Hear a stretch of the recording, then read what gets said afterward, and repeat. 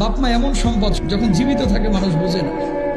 যেদিন বাপ মা মারা যায় পকেট ভরা টাকা আসে, কিন্তু বাপ মা কার পায় না। আজকে মা মোরগ খাইতে পছন্দ করে, মা হাঁস খাইতে পছন্দ করে, কিনে দেওয়ার মতো অনেক যুবকের সামর্থ্য নাই। কালকে পকেট ভরা টাকা আসবে যে প্রতিদিন মাকে একটা হাঁস খাওয়াইতে পারবো, সেদিন বাপ মার থাকবে না ভাই। এই জন্য বউয়ের হক আদায় করেন, বাপ মার দিকে টেক কেয়ার করেন। বাপ মা বড় দামি জিনিস। আহা, যেদিন জন্ম দিয়েছে যার স্বামী না জানি এবার মরে যায়। কত মানুষ তো জন্ম দেওয়ার সময় মারা যায়, তুমি আমারও মাফ করে দিও। এইভাবে আপনারা দুনিয়ার মুখ দেখিয়েছে নিজের জীবনটারে বাজি রেখে। অনেক যুবক আছে এই বাপ মাকে না জানায় পালায় গিয়ে সুন্দরী মেয়ে বিয়ে করে ফেলায়। কথা বলেন ঠিক কিনা? বাপ মারা কষ্ট দিন না, বড় কষ্ট করে আপনার জন্য। এগুলো আপনি বুঝবেন না, বুঝবেন তখন যখন নিজে বাবা হবেন, বুঝবেন তখন নিজে যখন মা হবেন।